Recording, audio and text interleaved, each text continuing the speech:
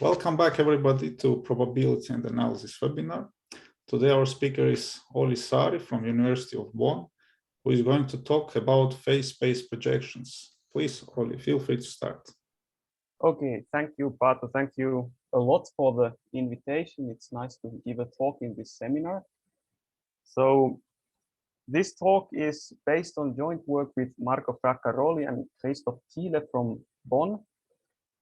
This is still a bit work in progress, but almost written paper. The theorems are already there, so I'm quite excited to talk about this.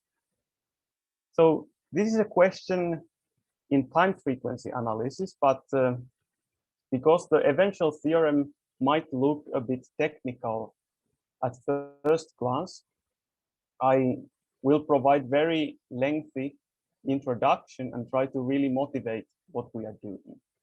So I will describe first two examples of construction, which are phase plane projections. And then I introduce the bilinear Hilbert transform and tell what kind of phase plane projections would be needed in that setting. And then I discuss the problem, why they are difficult to construct and what was done before. And then at the very end, I will describe the theorem we had lately. So the first example is just the very simple probability space. So we take the unit interval and we take the Lebesgue measure. And then we consider our favorite filtration. So we let dk to be the set of dyadic intervals with side length 2 to k. And now we have sigma algebras generated by these dyadic intervals. And these are, of course, a nice filtration. And okay, the filtration could be understood that when k descends from 0 to minus infinity, we start obtaining more and more information about our process. This is maybe the probabilistic point of view. But on the other hand, you can also consider measurable functions with respect to these sigma algebras. And now F0 is one-dimensional space. There is just constant function and multiples. And then you start adding characteristic functions of intervals to the basis. And then you start getting higher and higher dimensional spaces of measurable functions when k goes towards minus infinity. Okay, and now we want to define random variables or functions on this space. So let's consider a bounded Borel function f from the interval to 0 infinity. And the typical construction in the type of problem I'm interested in is the stopping time. So we let k be the first moment we know that the expected value of our process should be greater than the threshold value s. So this gives us a disjoint family of dyadic intervals. But for reasons which will become clear on the next slide, these lonely dyadic intervals are not good enough. For instance, they don't cover the whole 0, 1 if s is, for instance, very of the wrong caliber. So there might be points where the function is too small and so forth. So we have another stopping time. So we take the maximal dyadic intervals that do not contain any stopping interval from the previous family. And now, if we put these two families together, we will have a cover of the interval. And now associated with this cover, we can draw the following picture. So every dyadic interval is depicted as a Whitney box. So I identify in a way the dyadic interval here with a Carleson box. So 0, 1, and then I multiply it by itself. And then I take the upper half just to draw a clear picture. So up there, the red interval, it's everything. And then I start having smaller intervals contained in it. And now in this picture, the stopping intervals are, say, the yellow ones. And I would like to consider the piece of the function which is somehow above the stopping intervals. Of course, the stopping intervals itself don't generate any nice sigma algebra, so we have to add some additional things, and these are the additional maximal intervals, the second stopping time, the blue ones. And now if we use these intervals, we have a good sigma algebra. And now the game is that we would like to restrict not the function just somewhere, but the whole process in the whole base plane to this red region or in its vicinity. And the way to do this in this setting is, of course, the conditional expectation. So if we let capital J to be the map that takes a point and it takes a scale and it spits out the dyadic interval of that scale that contains the point, then we can write the families of the stopping intervals in the following alternative notation. So the calligraphic P is the yellow intervals and the calligraphic Q is the blue intervals. And now this generates the sigma algebra, which is the whole colored region in the previous slide. And now when we take a look at the conditional expectation with respect to this sigma algebra, this is G. The first formula on the left, the sum, this is the standard way to define it. But for future, it's also nice to use the alternative way to write it. So we can take a point X, and then we would like to say, we would like to ask which scale of the function is active at that point. Okay, so this is a projection on certain subspace of L2, and this subspace is very good model for the colored region in the phase plane picture. And now the key properties of conditional expectation, which is the most primitive version of the phase plane projection, is that if we take a dyadic interval that is a region in the phase plane, if we are inside the colored region, the conditional expectation equals with f, not as a function, but as an extension to the dyadic intervals, yes. And if we are away, then the conditional expectation is not too interesting, it's a constant. So in a way, it vanishes away. And finally, if the conditional expectation came from the stopping time construction, then we can say that the size of the projection, the conditional expectation, is in a way related to the size parameter S. And okay, this is also a projection on L2.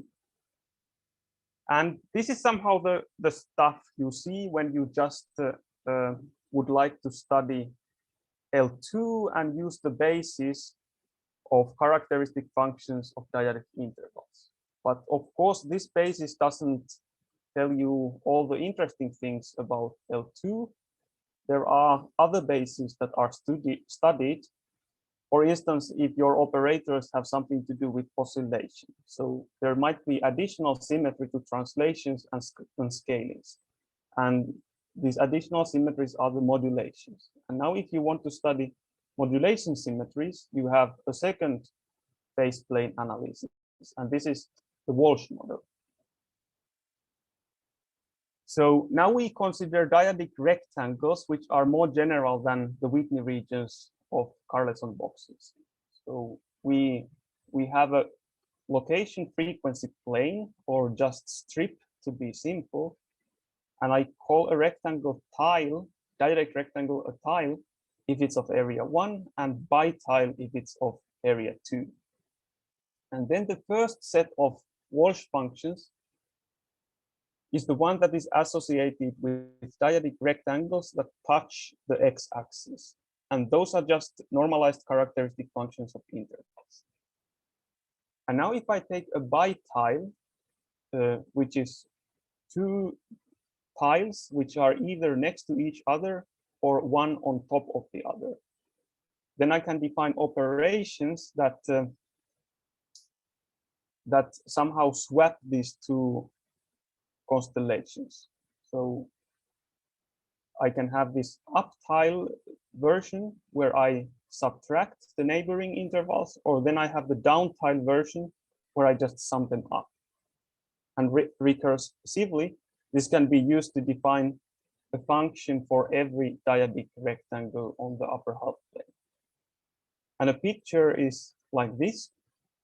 So the boxes A and B correspond to just primitive characteristic functions. And now if I apply these operations on the previous slide, I can generate the boxes C and D. C is just a Haar function. D is just a characteristic function of fatter interval. And in a way, C is the thing that takes the oscillation into account, and D is the thing that takes the support into account, but they somehow divide the roles. And then, of course, there are other kinds of rectangles like E, which is, of course, very difficult to present in the basis of characteristic functions. So I need 8 characteristic functions to represent E. I need 4 Haar functions, or 2 kind of doubled Haar functions, or then I can use E itself as a basis. So there are various subspaces of L2 where it belongs to. Okay, so this is the Walsh plane. And now we can define an order for the tiles. So if the space interval, the x direction, is contained, and the other direction has the containment in the other direction, then we say that the tile or bitile is in this order. And then we call a family of bitiles convex in case 2 tiles or bitiles being in the family and one being in between them implies that the guy in between must actually also be in the family. So convexity in this sense. And now some basic properties. If I have a convex family of bitiles, I can always cover it by a partition, and this partition consists of tiles. So in a way, this union of convex family corresponds to the red region and something more in the previous picture. And the fact that we have to pass from bitiles to tiles, it means that, yeah, you have to do some trick to get better properties, namely the disjointness in the faceplate. And now, given any pairwise disjoint set that covers something, the area can be identified with a subspace of L2, and any tiling corresponds to an orthonormal basis of that subspace.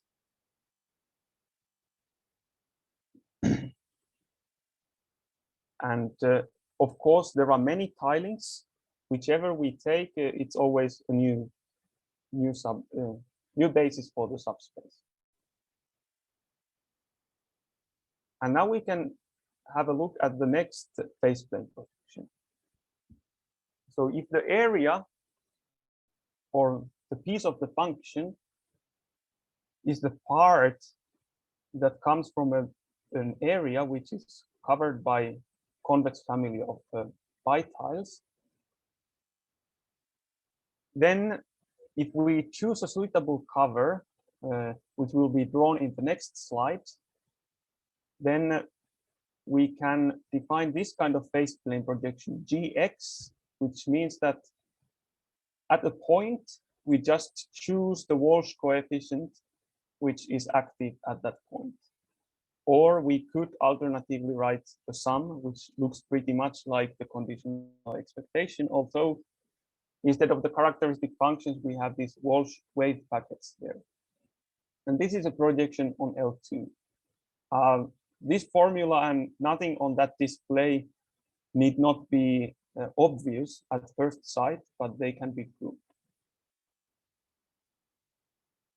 And now the good things about this projection is that we have perfect localization in space, and we also have perfect localization in frequency.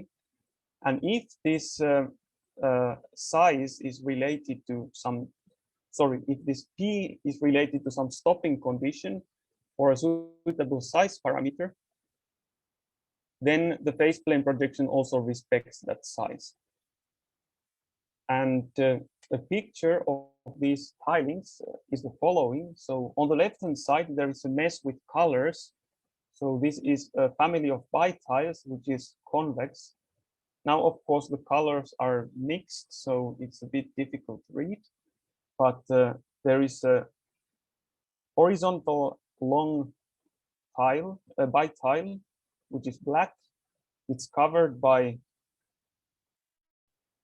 two thicker ones, which are green and red. And then there are some additional bitiles. And then on the right, we have cut the same thing into tiles, and this is pairwise disjoint, of course. But also you see that there is separation in the vertical way. So if I project them to x-axis, they are all pairwise disjoint. So this justifies the sum on the previous slide. And also, if this area happened to be something that is just intervals touching the x-axis, the Walsh phase plane projection would reduce to the conditional expectation. Okay, so this is the second example where everything works quite perfectly. And now we can move to the next thing, which is the Fourier module. So this kind of constructions are needed for proving bounds for certain forms or certain bilinear operators. And in the Walsh setting, you can do something more easily, but when you want to deal with the continuous setting, you can't use the Walsh functions, but you have to use the Fourier model. And there things turn out to be more messy. And the following discussion of the LP bounds for the bilinear Hilbert transform, this is originally due to Lacey and Thiele, but the exposition here is mostly motivated by the work of Muscalutau and Thiele.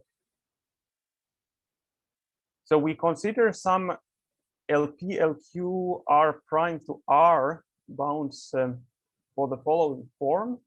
So we integrate with respect to 3 variables, but we restrict the integration to a hyperplane.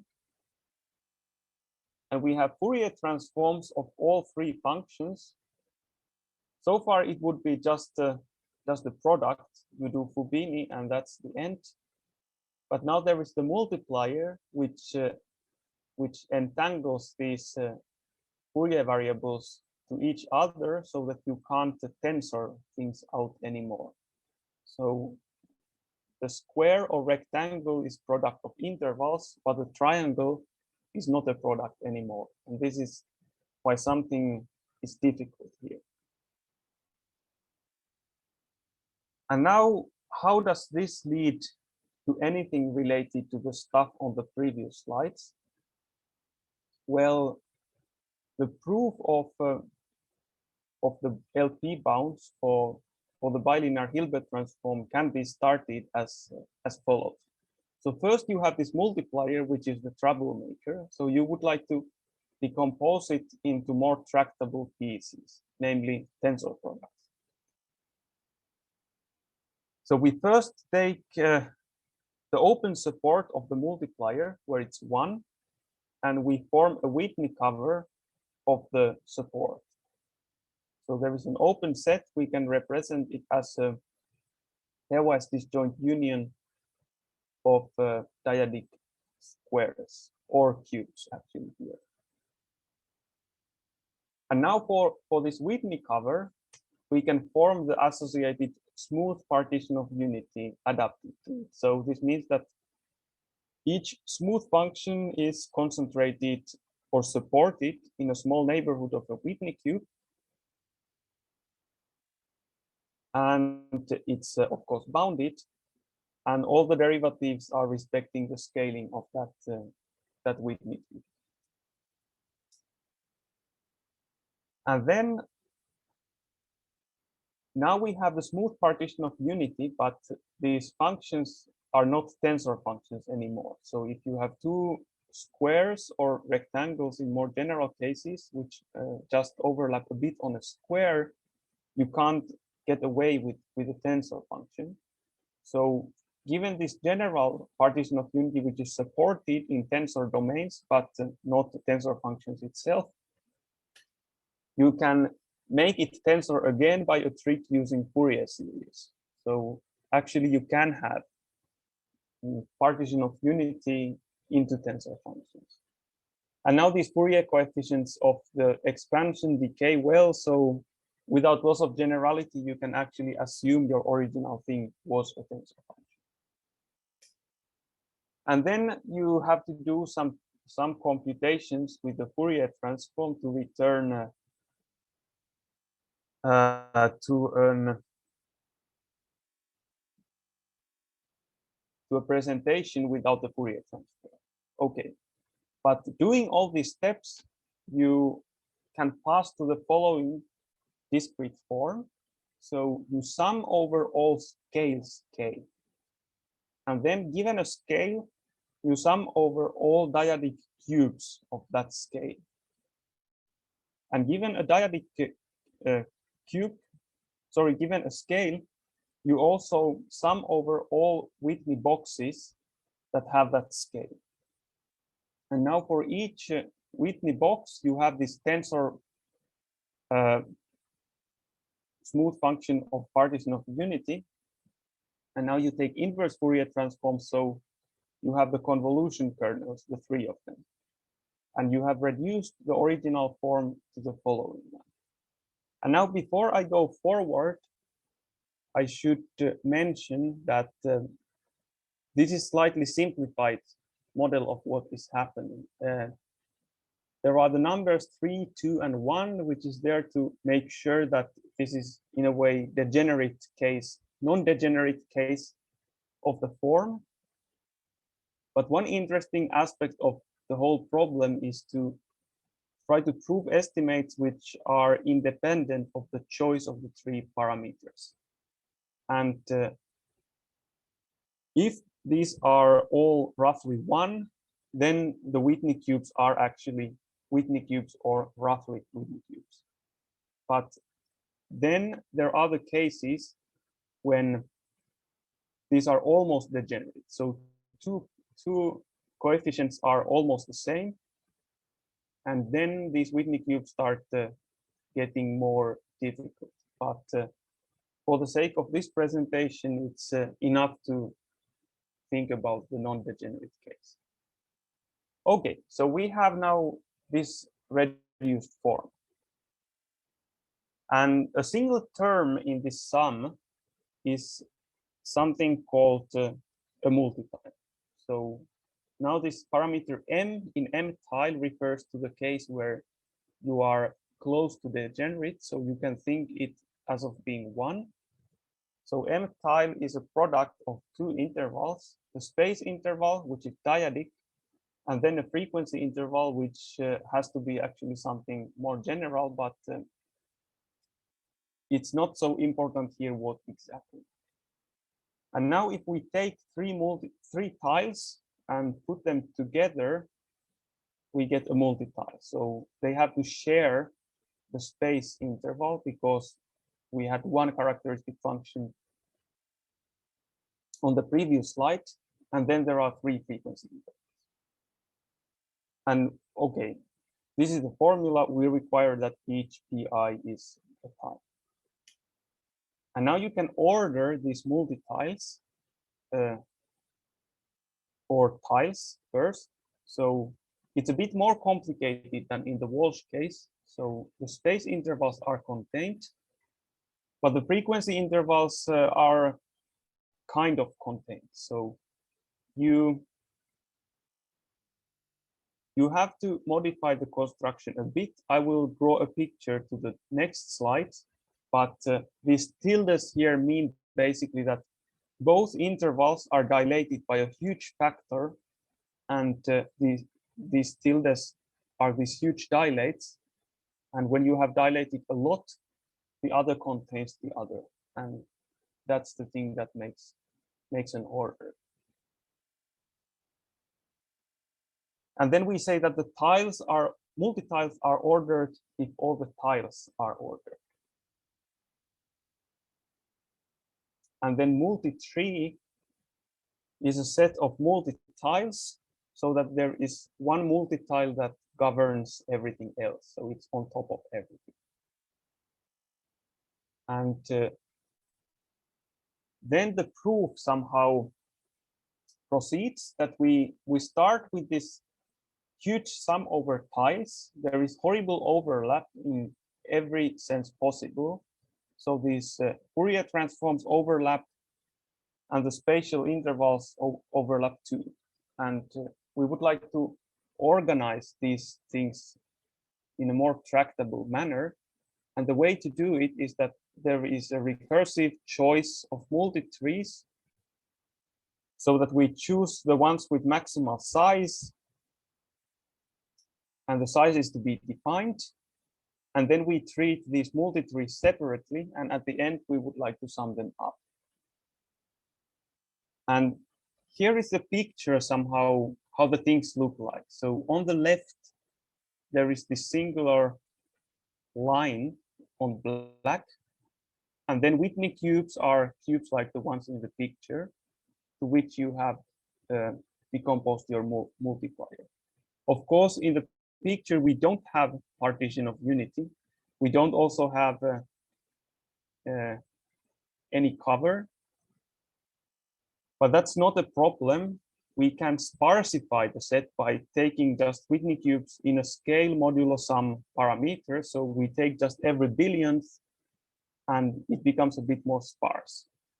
On the other hand, the picture is actually not sparse enough, because I would like to have this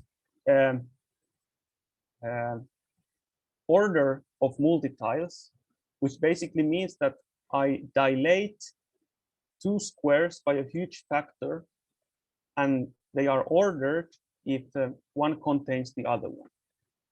And I also want that these boxes are such that when this dilation has been done, they actually have a tree structure.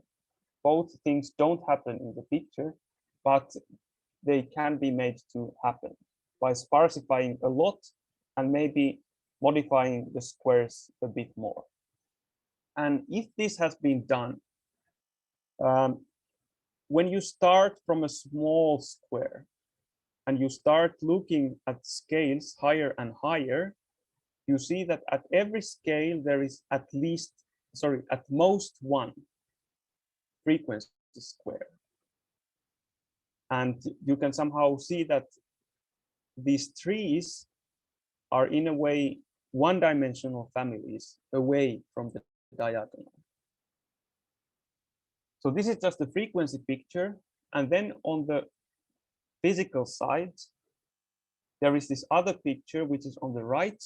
So these are the space supports of the intervals. So the yellow box on the left corresponds to the yellow intervals on the right, and the red ones to red ones, and so forth. And now here we have squares, but because they are all restricted to be diagonal squares, they are actually intervals. Okay, so this is the picture of the multi-tree. So then a piece of notation. So if T is some set of tiles, we restrict the form of the bilinear Hilbert transform or whatever it was to this set of tiles. So we have a subform. And now we can use any partition of the tile set to partition the form into subforms. And okay, I use these words M in Z, T maximal, M large. This is the hint what kind of things happen in a good partitioning. But anyway, we partition the thing into trees. And now tree is the location where things start happening. So we would like to bound every tree in a suitable way. But the suitable way is very sensitive to the selection process. So there must be a notion of size which respects this face plane structure. And okay, we want to have bounds in this sense. On the other hand, these trees have also another name. So they are paraproducts. So a tree form is modeled by the following data. So there is a stopping family of dyadic cubes, which means that we have some stopping time, so a disjoint family of intervals, and everything above them. This is a stopping family. And then for each scale in the stopping family, we have a triple of L1 normalized convolution kernels with Fourier support in the relevant ball. And then the form can be written in the following form. Okay, there is a slight act of cheating here. There can be kind of holes in the Fourier support because we specified in rather generous way the tree. But this is actually not problem in the paraproduct side because you can recompose the paraproduct with a Fourier multiplier, normal linear Fourier multiplier acting on each of the functions so that it takes into account the modifications. And such a Fourier multiplier can be thought as a Marcinkiewicz multiplier, which is bounded in LP. So paraproduct theory is in LP, so that will do. Okay, so this is a paraproduct, and if you want to be really pedantic, you would maybe like to throw away this localization in I. And once you have that, you have LP bounds, and you could think you are now done, but that's not the case because LP is not the size that will work in the face plane consideration. And this is the moment where we start talking about the phase space projection.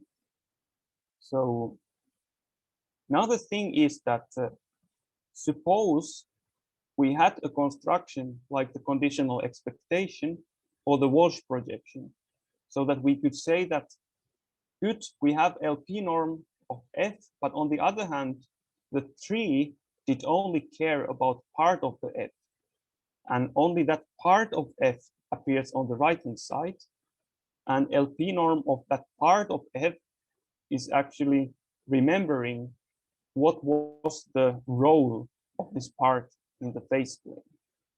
And this kind of restriction in phase plane is what is needed. And okay, in the Walsh case, we could have it for free. But now with Fourier, we have to think a bit more. And now suppose we have something which we denote by pi. So suppose for our three functions, we have pi 1f, pi 2g, and pi 3h. And just by algebra, we write the following line. So the thing on red is the thing we would like to bound. This is the thing we have from the computation. So it will be enough if we bound all the things in black. So there is the first thing, which is just a localized paraproduct. And then there are the three error terms on the right-hand side, where you have somehow a difference of F and its phase plane projection. And now, of course, we can start reading what are the desired properties of this phase plane projection. So first of all, if we want to use an honest paraproduct estimate without localization, the pi f better be very small when you are not in any interval above the stopping time. So away the tree, you are negligible. This means that lambda t can be replaced by lambda if this always happens. Then on the other hand, now if you have lambda of all these p guys, you would apply the paraproduct estimate and get a right-hand side with LP norms. So it would be nice to control the LP norms in some kind of size, which is defined in the phase plane sense. And finally, we have these three terms, which are errors. So we would like the pi f to coincide with f as well as possible if we are in any of these intervals above the stopping time. And also, I'm now neglecting the frequency side, which is equally important. So for every interval, we associate a frequency interval of a relevant size. Okay, and now, even without knowing anything, we can make this heuristic a bit more precise. So what is vanishing or small? So we would like to have bounds by size. So this subform is actually L1, L1 mixed norm. So we have sum and we have integral. And suppose we could just moduli inside and apply Hölder's inequality. So we see that L1 LP for the smallest one and L infinity LP for the larger one would be enough if we could prove such bounds. Okay, so this is the game plan a posteriori. Of course, this was implemented to some extent by Muscalutau and Thiele in dimension 1. And I will say a few words about their construction and also what's difficult there, and also what is so different or a bit different in higher dimensions, and what did we do differently also in general. So now in these two examples I presented in the beginning, there were the ways to write the phase plane projection first as kind of a sum, but then there was also this other way to write it as at a point x, we choose the frequencies that are active at that point x. So we could try to do this also in the Fourier case. So let tau be a Schwarz function, which is 1 when you are in the unit interval, interval around origin, and it vanishes when you get a bit further away. And okay, this might be unprecise, but then you define the dilations, and then you define the differences. So psi is a function whose Fourier transform vanishes in a 2 to j ball around origin. And okay, now you can have this kind of Littlewood-Paley projection to a region in the Fourier line, and you can write a guess how the phase plane projection should look like. So suppose you have the intervals above a stopping time, and then let's tk be the ones with side length k and ek their union. This is strictly speaking not the right thing. You should play a little game like the bi-tiles to tiles or first stopping time to union of the first stopping times also here. But because this construction fails so early, I don't enter this fine detail. Now we take this additional parameter kxt, which gives the active part of the tree. And we would like to mimic the Walsh construction. So we just write the thing in the middle of the display. So at a point, we choose the frequencies that are relevant there. And of course, the frequency localization of this guy is not good because the convolution kernels varies from point to point. So actually, we know nothing about its actual frequency. But we can expand as a telescoping sum, provided each case have been modified suitably. So we have a sum of terms. And now, when we take the convolution with psi k, we have very good localization in frequency. And then we restrict to the interval where we would like to have a space localization. But these two operations are now, of course, incompatible, because the moment we multiply by something in space with the rough boundaries, the Fourier support is completely messed up, and we have no idea how the function behaves at Fourier origin. And this is somehow the key source of the problem. We could put there some smoother function that perturbs the Fourier transform less. But then this telescoping sum would be more difficult. And this was somehow the big problem that Muscalu-Thiele won in their paper. And a brief discussion in the following slide. I have a handwritten thing to renew the attention of everyone. So the problem in this setting briefly is that, of course, the support of the Fourier transform should be in this annulus, but it's not. If it were there and we would apply a Fourier projection like in the tree, there would be a really good off-diagonal decay somehow.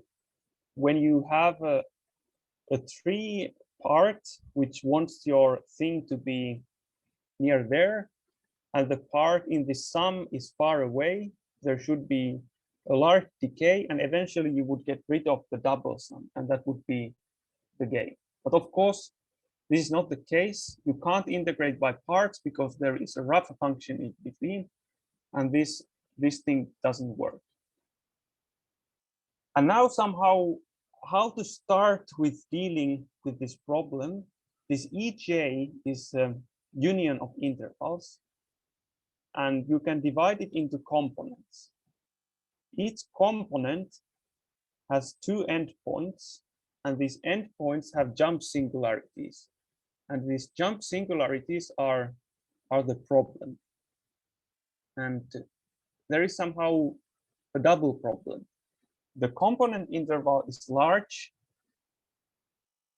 and then the singularities, which would be tractable at very small sets, they are spread out. So first you should divide the problem into more tractable pieces. And the first trick in Muscalu-Thiele was to divide these component intervals to sum of two reflected Heaviside functions. The Heaviside function has only one problem point. And then when you have countably many problem points for every scale, you can correct your phase plane projection candidate in the vicinity of that point by starting to repair the Fourier transform which you broke by this rough multiplying by this rough function. And the thing they did was that they added a bump function so that you got the mean zero property back. And mean zero property is, of course, not as good as having destroyed this function in between, but it gives you limited access to integration by parts. So in particular, when you apply a convolution kernel to this, you can subtract a constant. And having corrected the Fourier transform at all these problem points, you can subtract a constant from the kernel near every single problem point. And this gives this off-diagonal decay that one needs to complete the proof. Okay, and after this heuristic discussion, the actual proof is somewhat heavy, but it works. But now we were doing this thing in higher dimensions for reasons that I might lose a few words about later. And in higher dimensions, there are more problems. So first of all, this EJ is not anymore a union of intervals. It is a union of cubes. And the key difference here is now that the boundary starts getting rather complicated.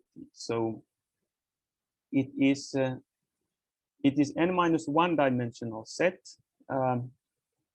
And it is not easy to divide into countably many problem points.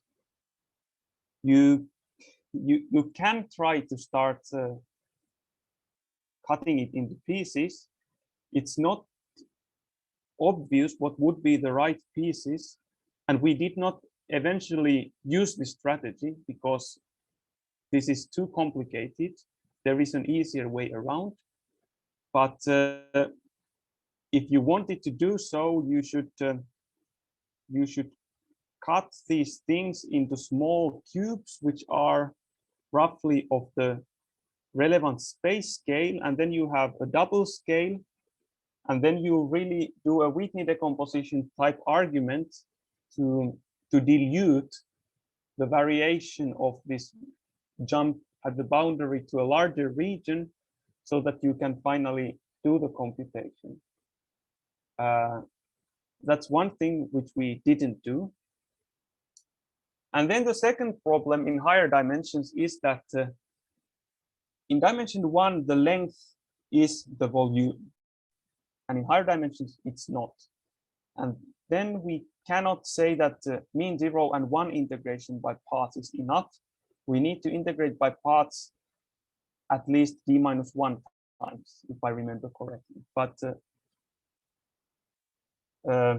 when you want to do such a thing, this would mean that it's not enough to repair the pointwise property of the Fourier transform, but you have to have vanishing moments, which means in practice that your Fourier transform must vanish to high order at 0. So this is the second thing one has to do. Okay, but I maybe don't say anything about the proof more than we didn't follow this cutting strategy, but we designed kind of corrector coronas instead of these point bumps. And this turned out to be very efficient. And also the vanishing moments are easier to handle in that setting. So now I still have 1 minute or so left, so I quickly state the theorem. So here notation, rho is a smooth bump function at scale of I, decaying away. So the notation is strange. It just says how many steps of that length you have to take to get from one to the interval.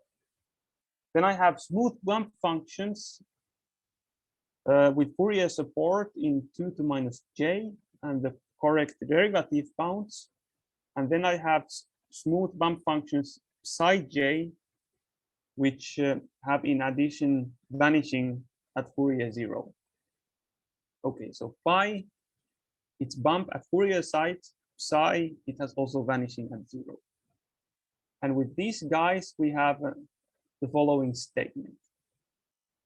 Okay, so this is the source of proud for Christoph that we managed to get a theorem which fits one slide. So here it is. So now we take P, which is the number for bilinear Hilbert transform bounds, and there exists a constant so that for every eccentricity parameter M, we have the following. So if we have a stopping family, so disjoint dyadic cubes and then everything above them, then for each f with moderate growth, we have the phase space projection G, which is supported in a slightly bigger interval than the original one. We have the following properties. So first, let's denote by SP the phase space size. Okay, this looks maybe a bit horrible, but in practice, we take just supremum over all the phase space regions that would be interesting. So the formula on the extreme right, it's just that you take first Fourier restriction, and then you take average at the relevant scale.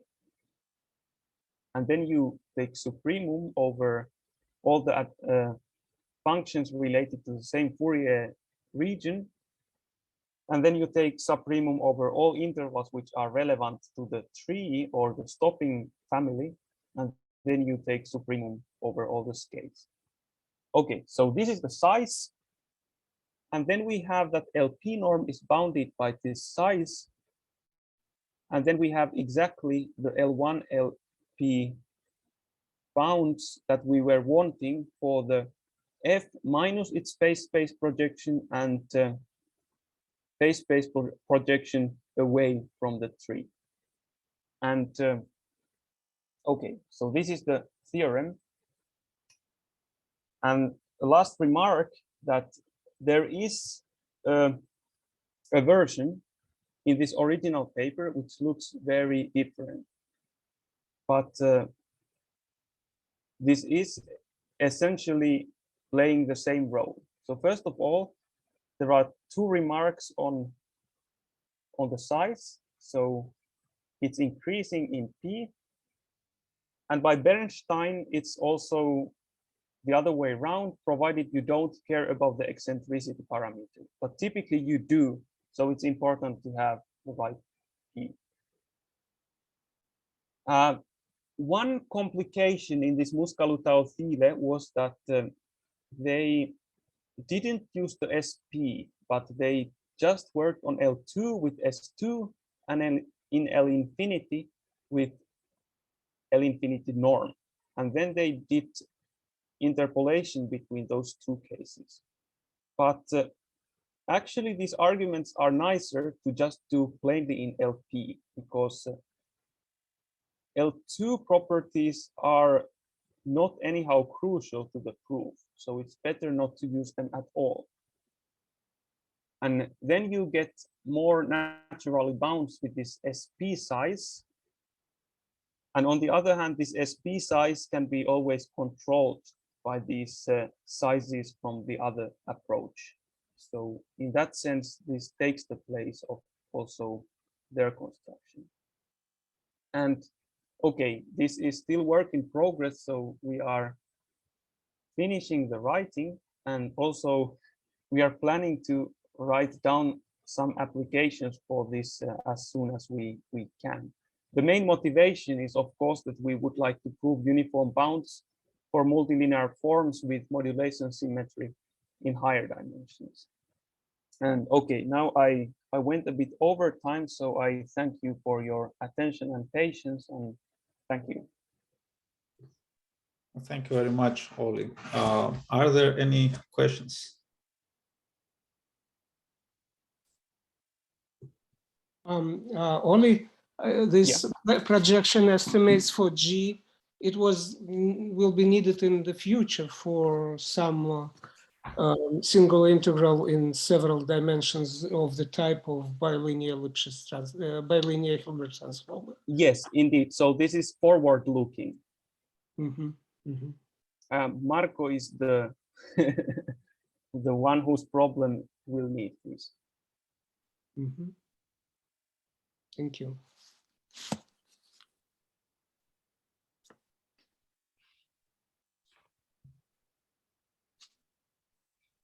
Any other questions? I have a question. Yes. Yeah. Hi, Olli. Nice to see you again. Hi. I just wanted to ask you, you mentioned some kind of Corona strategy. What do you mean by it? Instead of pointwise bound, you said you would do something else. Can you just briefly explain the idea in these multiple Yes. dimensions? So in dimension 1, you just had these points, and in the vicinity of each point, you put a bump function to which you put a coefficient. But now here in higher dimension, we have this set, and we don't put somehow just a bump which has small size, but we kind of draw a circle around the whole region EJ. And the function lives in this whole region, which is called a corona. Okay. So yeah, so in a way, if you expand this picture or the set by small factor, you get a new contour, and this new contour will be the support, roughly, of the corrector function. Okay, thank you. You're welcome. Any other questions?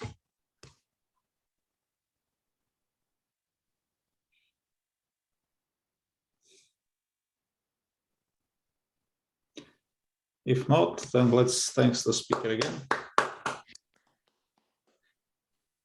And I will